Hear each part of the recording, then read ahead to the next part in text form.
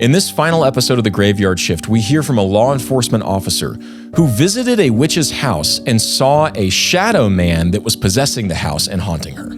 Anybody in law enforcement, you start digging, they have crazy stories. He's like, we've never seen the guy. We just see him like darting around the corner. Dude. We got to code blue. We got to run. She's calling us, screaming, freaking out on the phone, like lots of weird stuff. She's saying weird stuff. Also, just a heads up, she's saying someone broke into the house. She kind of like peeks up at me and then just sits there. We're here to help. Is everything okay in the house? And she's like, no. Where's your mom? Who's got your mom? Your mom's in your truck. Hey, can your mom fit in your truck? Do you have room for your mom? Your mom's on fire. Oh no.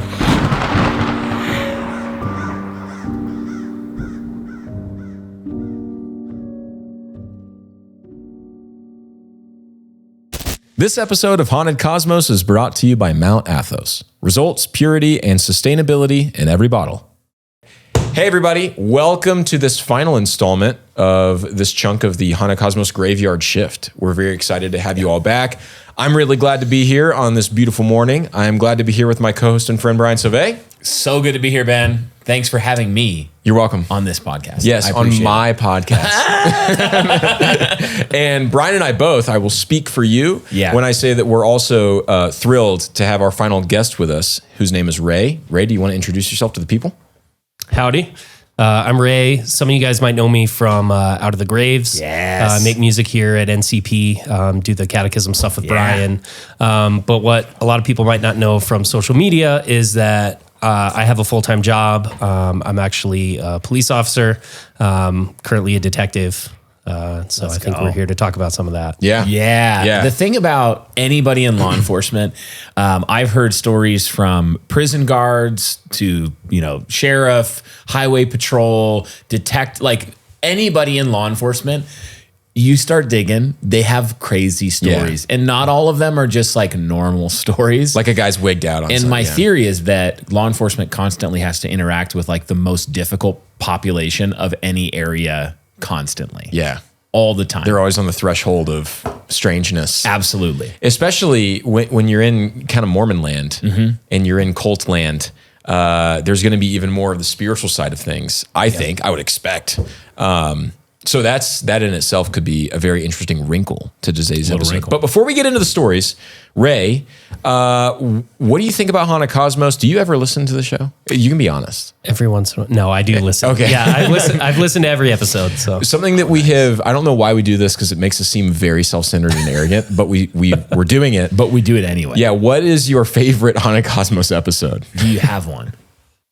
Honestly, I think it was probably the multi-parter on Skinwalker Ranch. Oh, Skinwalker Ranch. Yes. Yeah, it's hard Skinwalker Ranch. That is, it'll go down in history. That and Mothman. Evergreen. Just some of my favorite multi-part. I liked the Mothman a lot. I think that one I think it was really well done. I've just listened to so much on the Mothman because I grew up not far from there. Oh, okay. And so I've listened to so much on the Mothman. I was like, it wasn't a lot of new info, but it was really well done. Are you the Mothman? First question, are you the Mothman? Is this being recorded? We have to make sure we get conjunctivitis. The camera's cut out. It's over. Like we found him. Yeah, I really love the Mothman episodes. They're probably my favorite. Here's the problem, though. Okay, episode 2. Okay, episode 2 and 3. If that was our peak, so early, I'm going to be bummed. Most people would say episode 1 was our peak, and I'm like, guys, come on, that means it was literally all downhill from Jump Street. We started at the top of Everest and we just tumbled. We've been slowly crawling down the mountain. I think places you should go is number 1. You shouldn't go. You shouldn't go. You shouldn't go. Anyway. Definitely, dude. Yeah. Definitely. Well, guys, we do hope that you've been enjoying this graveyard shift concept. I just want to plug this again. If you like what we've been doing here in the month of October, let us know because we will do it again if you enjoy it. And we did set up an email, stories at thehauntedcosmos.com, and you can send in your story to us. And if we do this again, we might have you call in or have your story featured on the show. So definitely send that in. Or if you can come to our basement and be in the studio, completely you will pay all expenses. All expenses paid trip to the studio by you. Unless you're a very special person. Unless you are like President Trump, I'd like to address you directly right now. No, he's paying. Yeah, he can afford it. He's paying. But we would have you. But if you're like one of President Trump's aides, or he's something, like, oh, all expenses paid, like the Secret Service too. You know, like, it's like $1 billion. Yeah, all right. We would love to hear your story. Send them in. Yeah, please do. But with that said, anything else before we No, jump in? I really want to hear from Ray. Yeah, I do. I've kind of like We've heard from us. Heard a little bits and pieces. Yeah, we have. Let's be honest. We've heard from us. I've heard some bits and pieces of this from Ray, and so I'm excited to just dive in. Yeah, it sounds like you've got a couple stories potentially that experiences. So basically, what we're going to do is just say, however pace, whatever order you want to go. Let us know. We'll try not to interrupt you too much, and then we'll talk about it. Maybe have questions at the end. We'll do our very best not to interrupt. Yeah, you. Ben struggles. Well, if you tee us up for some really funny joke, no promises, but we'll try. Okay, actually, before I even begin, I think you guys will appreciate this. So in the investigations unit that I'm a part of right now, it's literally just like a stack of toolboxes that you hook together, but it's all of our evidence collection. So if we serve a search warrant on a house or something, we bring it with you. It's called Your Mom. Really? No way. It's the, hold on, let me see if I can remember. It's the Urban Evidence Recovery Management Operations Module. Someone knew what they were doing. Yeah. Dude, someone knew what they were doing. Oh, yeah. And someone is our guy. And it's over the air, hey, where's your mom? Who's got your mom? Your mom's in your truck. Hey, can your mom fit in your truck? Do you have room for your mom? Your mom's on fire. Oh, no. Dude, we need your mom's stat. Your mom's been stolen. Your mom, everything's compromised. Your mom is gone. Yeah. That is... Thank you for sharing that. That's amazing. You're welcome. Thanks for coming on. It's been great. Yeah, This that's why was I'm the here. whole thing. We Hana just brought him Cosmos on. signing off. We just brought him on for that.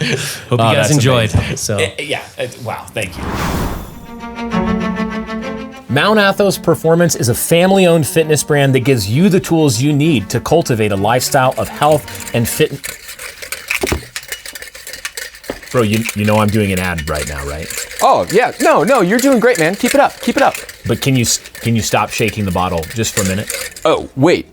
You want me to stop shaking my Mount Athos Performance Shaker bottle filled with Mount Athos Performance Protein? Yes, that would be great. Oh, okay. Yeah, sure.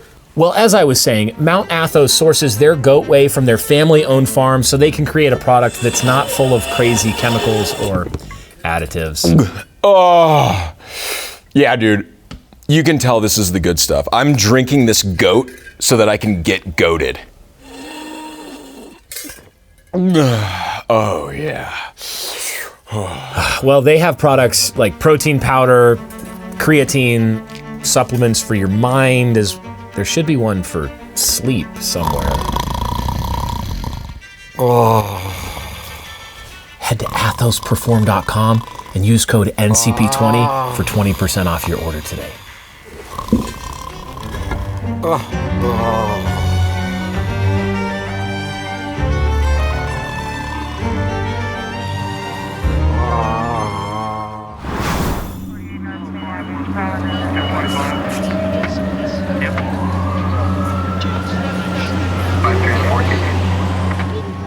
yeah, there's a lot of strangeness that you encounter. And I mean, some of it is like, is it drugs? Is it demons? I don't know. Probably both. Right? Yeah. The one they go hand in hand. Do I Exactly. repeat myself? Yeah. Because I've had a handful of encounters, whether it's like making an arrest or even for the brief time that I worked in the jail, some of the behaviors, people changing voices, kind of going nuts, that kind of thing. But yeah, a couple of the encounters that really stand out to me.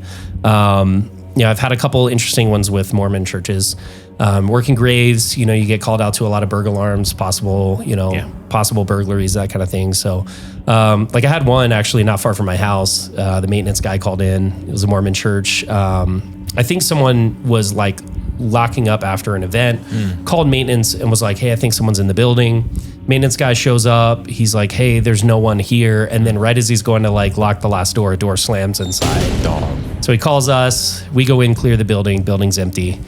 So that kind of stuff I think happens pretty frequently. Can I just say, I know what I say. Can I just say, you were saying like you're working graves. But now, as a detective, you've been called out of the graves. Out of the graves, That is exactly. crazy. into the graveyard shift. Yes. So we're full circle. Also, while we're interrupting you, I worked as a church janitor for years in my young adulthood, like early in not our marriage, but my marriage to Yes. my wife. Yes. And it is one of the freakiest jobs to be just like, it was like 100,000 square foot facility that I worked at. And we would, have to lock up. You're the last guy there. What you just described is nightmare fuel. Oh, dude. Yeah. That's like, And this was before I carried a device which YouTube doesn't like us to speak a about. blunt force trauma device. Attached to my person.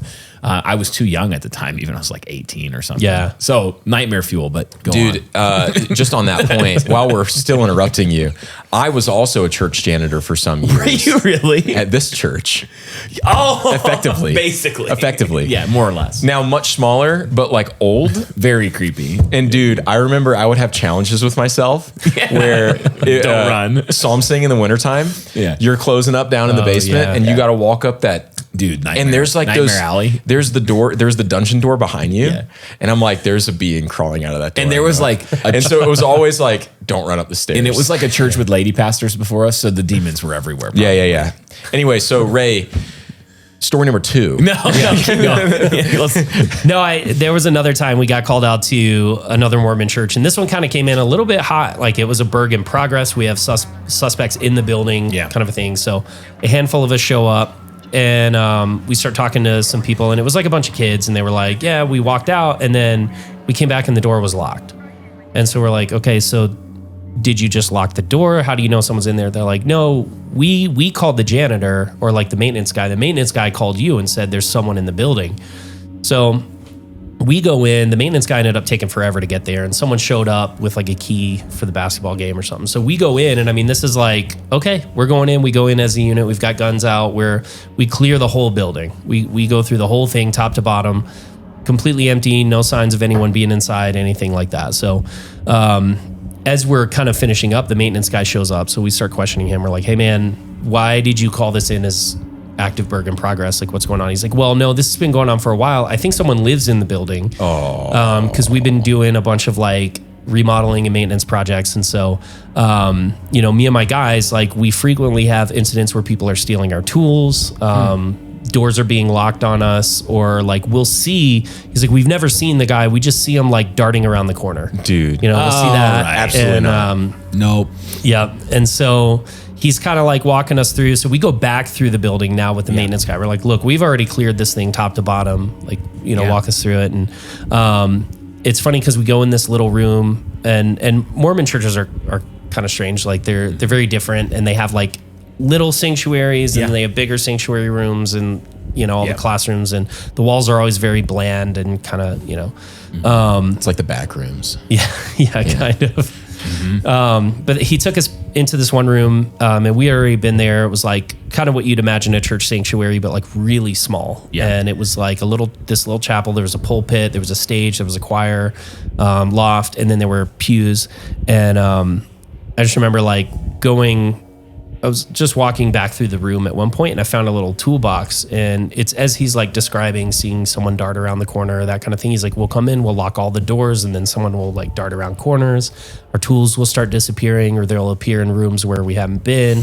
And then as I'm walking, I found like a box of drill bits, and I picked it up, and I was like, oh, are you guys doing work in this room? He's like, no, we don't come in here. I was like, okay, well, I just found this on the floor. And he grabs it, and he's like, this came out of my truck. He's like, I don't even use this in here. Like, it has my name on it. It came out of my truck. Dude, what the heck? Like the truck that he drove there that night. Yeah. Oh, come on. Do you think that like... This is Skinwalker Ranch stuff. Okay, poltergeist. Yeah, like when he had the post hole. Yeah. Oh, Tool? yeah. And he's putting the fence posts in, and it weighs like 80 pounds. Well, it happened with multiple of his tools, but he finds it in a tree, like 80 yards off the ground. Yeah, 80 yards off. It was huge. Like it was way high. Massive Yeah, tree. like 80 dude. feet. Holy cow. Dude, I tried to go metric. It's 80 pounds and it's 80 yards. Dude, and is it's yards even metric or is meters metric? Yards and Meters. feet are English. Meters It's is imperial. metric. So I still did imperial. No, you did. Isn't imperial English? ours? Yeah. No. And then metric is. I think metric it is is. imperial. Look it up, guys. I'm correct about this. Vindicate me in the comments. You probably are. That's crazy. Could be a squatter though. Yeah, yeah. It could be. I mean, at that point, we checked the building. I mean, we even went. This particular building had a flat roof, and then later a peaked roof was added on. okay. So their attic space was a rooftop. Yeah. And so we went through the roof access. We walked the roof. Yeah. We went through. They have all of their, at least in this building, all of their air conditioning units and air handlers and stuff are in like tunnels under the building. And actually that little like chapel where I found the toolbox, the access was there, like on the stage. It was like a trap door. And It's like Phantom of the Opera stuff. well, this was like right around the same time that the like Jewish tunnel thing in New York was Okay. So you're thinking, they've well, me and gotten my you. buddies like we They go find tunneled it. up. The tunnels are speaking Yiddish. into the Mormon church. So, but we even went in there. We crawled through a bunch of tunnels, like nothing, no camping gear, no. That's like, crazy. So it was definitely a absolutely poltergeist. Did you hear like in the distance in the tunnels like Shema Yisrael? No, you're like, we got a code. We got a code blue. We got to run. Nothing to see here. Nothing guys. to see here. That's the point where I just go la la la la la. Yeah, I hear nothing. Did you ever see that video of the guy who like he kept thinking that food was being stolen out of his fridge?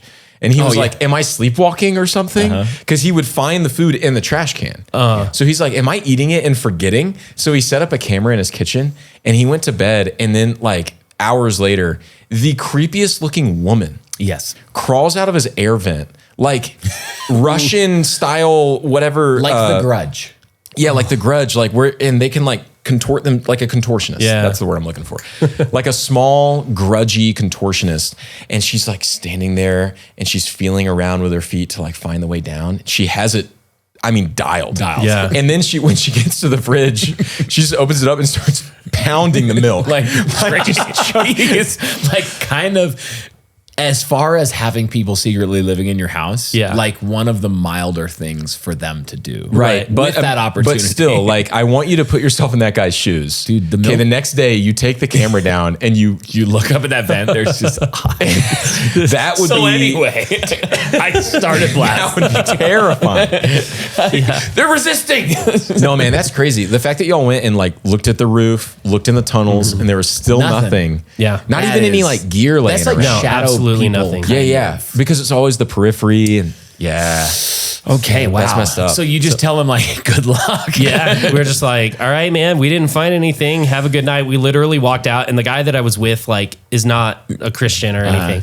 And he just looks at me and he's like, it's demons. It's and I was like, demons. And I just looked at him, I was like, it is. I mean, it would be the place for it, a Mormon church. is Like demons like it there. So And all of our Mormon listeners, we've made our position very clear. email us and we'll talk. We'll talk. Anyway. Yeah.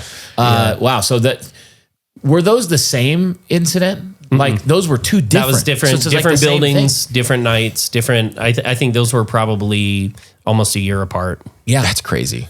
I used to be the maintenance guy that they would call the alarm company when the alarm was going up. It was always because someone had a key that shouldn't and they just opened it and didn't know the code.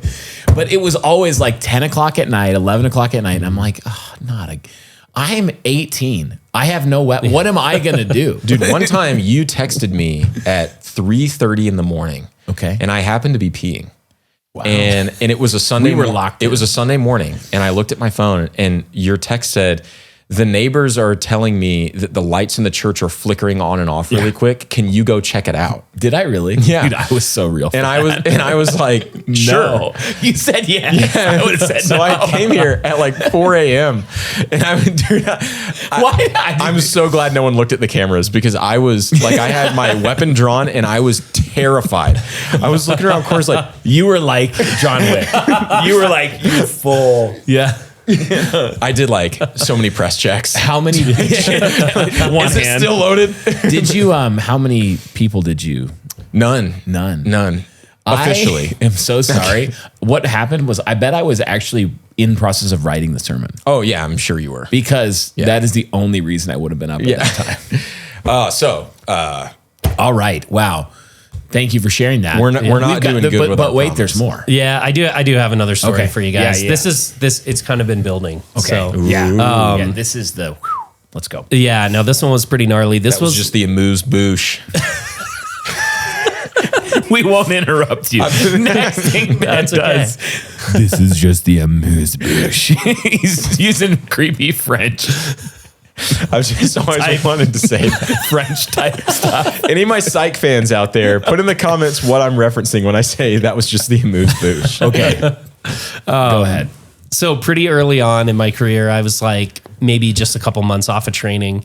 Because when you become a cop, you go through like you go through the academy, which is like 6 months, and then you go through usually like 3 to 4 months of on the job training where you're actually answering 911 calls. You're out there, but you're partnered up with someone. And Yeah.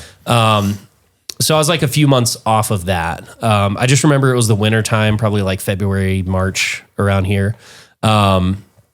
And I got this weird call. It was right at the end of the day, because I was on day shift at this time, but the call came in at like 5:30 or something. Our shift ended at 6. So I get dispatched out to this call, and the sun's starting to go down, and the call notes are real weird. So the notes were like, it was like a third party report. These people were calling in and said, hey, our son is in jail currently. His girlfriend is staying in his house, which we own. She's calling us, screaming, freaking out on the phone, like lots of weird stuff. She's saying weird stuff. We think she's on drugs. Can you just go essentially do like a welfare check? Yeah. Also, just a heads up, she's saying someone broke into the house. We don't think it's real. She's known to use drugs. Thank you for your but service. just so you know. So we start going out there, and my supervisor is kind of rolling out with me. And the guys for the night shift are starting to sign on. So we're like, hey, can we get a few more out to this house? We're already en route. So I show up first. And the way this was set out, it's like you have the road, and then there's a house right on the road, and then a dirt driveway that goes back like a quarter mile. And it's the house back there. Oh, okay. Oh, that- good. That we're being dispatched to. Further from civilization. Yeah, exactly. So I pull up, and I can kind of get eyes on the house. I can see that the lights are on in the living room. It's a big picture window. Some cars parked around. But one of the things I noticed right off the bat, ground's still covered in snow, and there are no footprints. Okay. So, okay, that's a clue, right? Yeah. And of course, I haven't been all the way around the house, but I'm gauging that from the front. So my supervisor shows up a couple minutes after me. We start walking up together. As I get to the porch, I can see in that picture window, the girl inside the house is just sitting on the couch, like watching TV. just That right looking there is already very creepy to me. Yeah. Yeah, because we've had this like panicked call, Yeah. Supposedly. She hasn't called 911 though. She's been calling her in-laws or her boyfriend's parents freaking out. But so as I'm walking up, I see her sitting on the couch, real casual. So come up, just knock on the door. She kind of like peeks up at me and then just sits there. And so I'm knocking again. I start knocking on the window, and I'm like, hey, police, come to the door. We need to talk to you. Please come to the door. So she kind of like gets up, like shuffles over to the door and just barely cracks it and peeks out. And I'm like, ma'am, are you okay? We're here to help. Is everything okay in the house? And she's like, no. And I was like, No. yeah. She's like whispering. Okay. So I'm like, okay, you need to step out and talk to me. Is there someone else in the house? And she's like, he's here right now. Okay. And for that reason, I'm out. you go, you get in the car. Well, good luck. Well, have fun. Ben and I would be terrible officers of the law. Is what we're doing. I've seen this movie. I'm not going in. Yeah. And of course, I'm like a few months on the job, right? So I'm like kind of starting to sweat. My heart rate's getting up, but also we can't leave. Yeah. Right? So yeah, I'm like, okay, please step out of the house. We need you to come out. She's like, he won't let me. I can't leave the house. And so at that point, okay, well then we're coming in, right? Like your safety, everybody's safety involved. We're coming inside. So at that point, I kind of pull the door and take a step in the house, and I'm kind of still looking at my supervisor for some cues here. I'm like, hey, how far are we taking this? And he's like, well, I'll just talk to her. And we're looking around. The house is peaceful. The house is like actually shockingly clean. Like, it's a pretty normal looking house. And so, I'm just asking her, where's he at? Where is he in the house? Has he hurt you? She's like, I don't know where he's at. I just know he's in the house. Okay. How long has he been here? And she's like, He's been here for a few days. I just, okay. So, and we're trying to gauge a little bit of a picture, right? Like she's not quite seeming normal. Yeah. But she's also not seeming like completely high on something, She's not tweaking like she's on meth or anything like that. So, we basically came to the point, like other units are still en route. We might have a suspect in the house. We don't know what's going on. And honestly, I don't remember why this decision was made because I don't think this decision would be made at this point in my career. But for whatever reason, I drew my gun and I was like, hey, I'll go check the house. And my supervisor was like, have at it. I'll stay with her. This is normal. Go ahead. Yeah. Go ahead by yourself. I start, clearing the house. I'm going out. I got my gun out. I'm, checking everything, all the corners, all the closets. And as I move through the house, like everything seems normal. Like nothing looks broken. Nothing is busted. There's no mess anywhere. There's no dirt. As I'm kind of like finishing up, we've got people who are now showing up and they're outside, checking the outside of the house. Hey guys, there's a pickup truck in the driveway. Check that. Check the back door. Check, And I'm hearing on the radio, hey, we're not seeing any footprints out here. There's nothing going on. So I think it had snowed like a day or two before. So we're like, okay, if anyone's in there, he's been camping out for a while. Yeah. Like he's not, So I'm kind of finishing up with the house. I get to the last room and I pop the door and I kind of peek in and I come in, and as I start panning around the room, I just see along one wall, there's a workbench. There are like dream catchers and things. There's a giant pentagram on the wall. There's literally a stack of like spell books. I see. Candles, bones out on the table. Yeah.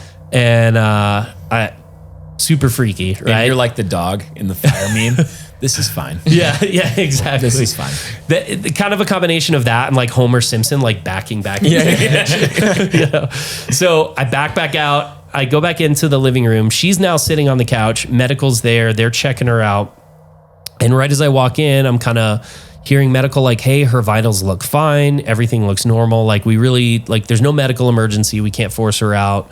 Nothing like that. And so I just kind of step in and I said, okay, ma'am, can I ask you a few more questions? And she's like, sure. And I said, okay, so when did he first show up? Like how long has he been here? And she's like, I think it's been 3 days. I don't know. He won't let me leave. I don't remember how many days it's been, like, that kind of thing. And so I said, okay, what does he look like? Can you help me understand? Because I've searched your house. I didn't find anyone. Tell me what he looks like. And she says, well, I don't know. I don't know what he looks like. He just stands in the shadows and whispers to me. Okay. So the devil is the guy that was in her house for 3 days. Yeah. Dude, that is so messed up. He stands in the corner. So did y'all? What did you? What? Like, how did it end? What next? Honestly, and this is sad, but I looked at her and I said, okay, ma'am, where can we take you? Like, I would like to take you somewhere safe. Clearly, you are not okay here. Yeah. She's like, no, I'll just stay here. Oh my I'll just stay here. And we had no legal cause. yeah. We couldn't force her to leave. Medical couldn't force her to leave. So ultimately, we literally ended by saying, okay, ma'am, if anything happens, if you're in danger, please call us. We're happy to come any time of the night. Mm-hmm. Dude. Have a good night. And so you close the door on the woman and her demon. Yeah. And then we left. And I went back to that house. It was probably like a year and a half, almost 2 years later, for one of the most violent assaults like I've encountered. And it was her. It was her and the boyfriend. And he almost killed her. I mean, she comes running out of the house like covered in blood. Wow. It was gnarly, but it was the same people living in that house. Yeah. Oh my goodness. Ben, I wanted to talk to you about something. I'm concerned about you. What are you concerned about? Every time I see you, you have more and more Indigo Sundries products. I feel like you're overdoing it. Dude, give me one example. Dude, this is exactly what I'm talking about. Do you see, like, where did you even get those from? What's the problem with having some soap on hand? Ben, we're at work right now. There's What, gonna be, you don't want to smoke good at work? There's going to be no situation where you need Indigo Sundry soap at work. Have you ever gotten sweaty in this basement? Dude, yes. Every time we're filming, I look at you and I go, he's so handsome. Well then, you're gonna need some soap so that you don't smell as bad. Do you see what's happening to you? Like, how are you even? Are there do you have fairies that give you this? Dude, what are you talking about? Have you partnered with the Fae? No. No, I'm a stone cold Christian who likes soap. Dude, wait. Is that calendula? Oh, not so mad about it now, are you? They make liquid soap now? You didn't know that? Dude, I didn't know that. Well, They're obviously literally I'm not as... they're a sponsor of the show. You should know that. I have duties and responsibilities. Not all of us can just be Indigo Sundry Maxing all the time. Okay, well, since you didn't know that, I'm assuming you also didn't know that if you use their subscription plan, you'll get 10% off of your order. 10% off? 10% Of off. their already great prices? I'm telling you. Are you kidding me?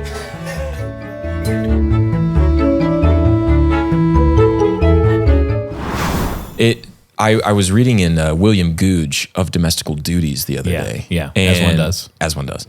And he was saying in his qualifications for marriage, I promise that we're getting to something here. In his qualifications for marriage, that any witch who has committed a witch's Sabbath with her familiar spirit demon is not qualified for marriage.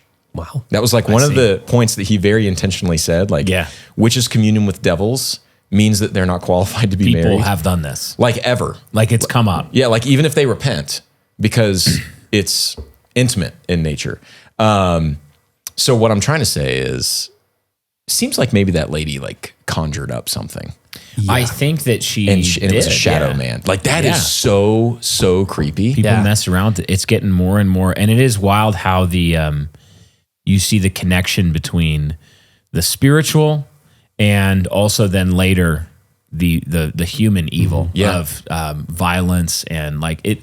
Demons don't want good for you, and so when you open the door to them in your life, they might promise good things. You might think, "Oh, I'm going to get power. I'm going to do this thing. I'm just curious," and then the next thing you know, they are there. Man, that is and crazy. They won't leave. Like you wonder how many women or men, I guess, get like spell books and do the pentagram thing, and it's like, you know, we're not one to say whether or not there's some formula that will just like force the dark spirit's hand and they now have to come.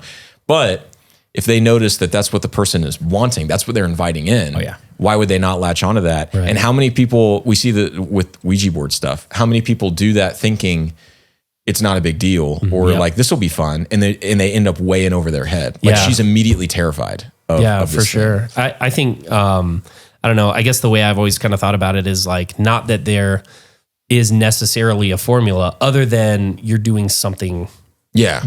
Displaying the desire for this to you're occur. asking for it. Yeah, you're asking for it. And I think it doesn't matter how you ask for it, you know. Once you like are like, nope, this is what I want to happen, it's probably gonna start happening. Yeah. You know. Even if you're not a true believer. It's like in Last Battle, when what's that Kellerman general's name? I can't remember his name. It was like he doesn't believe in Tash or whatever, but it's like you've summoned Tash. Yeah. To Tash. To Tash you'll go. Yep. Exactly. And you start believing then. Yeah. Pretty quick. Yep. They called upon a monster that's they didn't believe crazy. in. Yeah. In these cases, it's even combined with, in many cases, the witchy stuff today, they believe it. Yeah. They're not even like, some of them are messing around and for fun, but a lot of witches, they start with like white magic. They start with, they think that they're just getting in touch with some generally benevolent spiritual energy. They're seeking healing a lot of the time.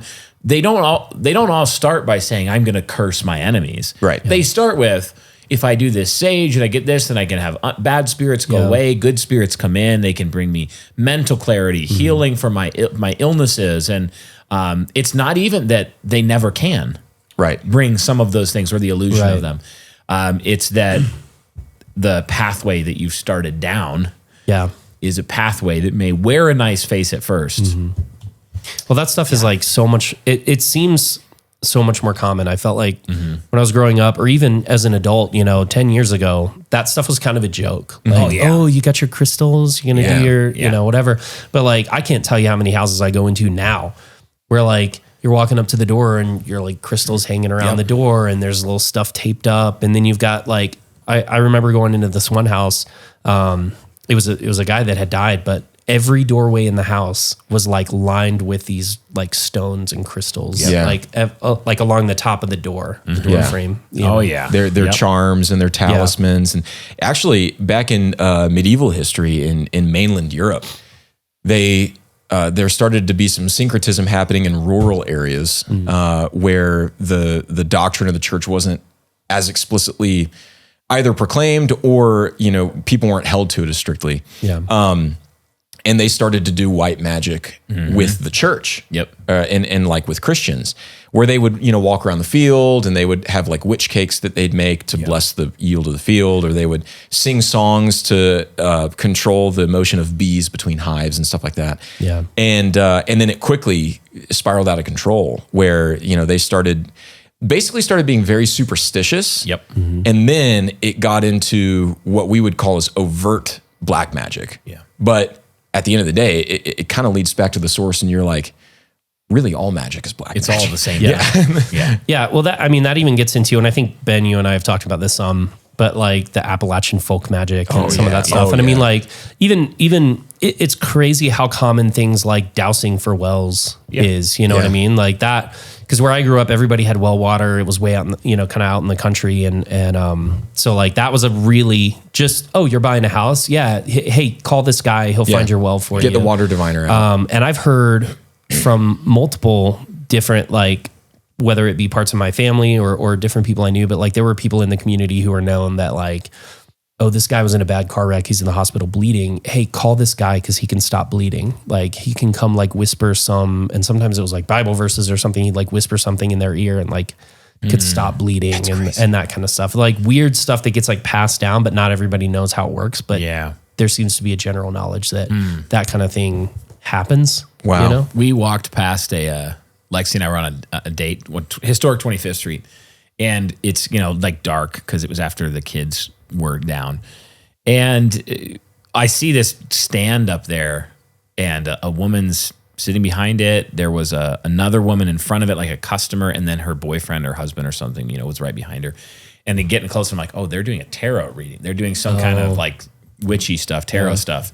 And I was just like praying right then as we walked by. I was like, Lord, please just let like the Holy Spirit completely interrupt this as we walked by and like glitched the whole don't know what happened. This is a totally anticlimactic story, but maybe it screwed it up. I was thinking of all of the stories of witches who will say like, when this guy walked in, I couldn't do any like, and it's just a Christian like this, that happens too. It shows you the spiritual reality behind some of these things, but also how common they're getting. Like you walk down your main street and you're like, they're calling on demons. We've had multiple, self-proclaimed witches come into the church and talk to pastors. I was stopped by a lady in the parking lot not too long ago, and she was like, "Hey, I'm just like very, very oppressed. Can you give me some holy water?" Like that. I was like, I can pray for you, but no, I'm not going to give you. We don't do that. We don't do that here. She was like, "No, thanks. I really am not interested in being prayed for. Maybe I'll go check the Catholic church down the street, see if they'll give me some holy water." I was like, "Okay, yeah. I mean, you can go check, but good luck. I'll still pray for you." Whether you like it or not. This is going to be without consent. Without I will be praying for you. Praying for you specifically. Yeah. It's just crazy. I also think it's wild that people a lot of times dismiss things as just drugs. And it's not that drugs aren't involved. Drugs are often involved routinely, as you know better than anyone in this room. But the idea that because drugs are involved, there is no other layer. Right. Yeah. What a huge, huge lie. Well, I think, the DMT stuff has convinced me that is absolutely a bogus thing to think. So, wow. Very, very crazy stories. Yeah. Just like pure creep. Like, it is creepy. God, it's just so creepy. But Ray, thank you so much thanks for coming. coming on. Absolutely. I really appreciate it. Thank you for giving us your time. Yeah, thank you. Last note, guys, make sure that you just take a minute right now, pray for Ray. He's out there, tip of the spear, doing law enforcement stuff, and none of it is safe. No. Like, it's just not a safe profession. So take a minute, pray for Ray, pray for his family and the guys he works with here in Utah. Also check out his music. Out of the Graves is really good stuff. If you like rock and roll, you should check it out. Yeah. Got a new single out, Gates. And then also there's an EP. You could just, Out of the Graves is the artist. We'll put it in the description. Definitely go check it out. Ray also produces my catechism music. So pretty much since like question 26 or something, all the instruments, the mixing, mastering, that's all Ray. So he's very, very talented. Super thankful to have him around, but also apparently fights demons in his spare time. So with a Glocky Glock. The demon hunter. Yeah. he's a demon hunter. If you guys like this show, again, send us your stories at thehauntedcosmos.com. Let us know if you like this format, and we'll keep doing it for you between seasons or that sort of thing. Thanks for listening. If you want to support the show, you can head to patreon.com/hauntedcosmos. And not only do we put out ad-free early episodes, like they're already watching and listening to the next season of full episodes ad-free and early. You also get the Dusty Tome, a weekly podcast that Ben does, very story-driven. We did a couple live streams here in the month of October, along with the Graveyard Shift? The Graveyard Shift. I forgot for a second what it's called. The Graveyard Shift. And we answered Patreon questions. And we'll be doing that from time to time there on Patreon. Just right native on Patreon, exclusive there, published nowhere else, where listeners can interact and ask us questions right there as the show goes on. So thanks for listening. Yep. Thanks, Ray, again, for being here. Thank you, listener, for being here. Signing off, Martina McBride, say bye. Bye. That was Martina McBride saying bye. Y'all have a great rest of your day, and we'll see you next season. We'll see you in the season. Season 6. Yeah. Awesome.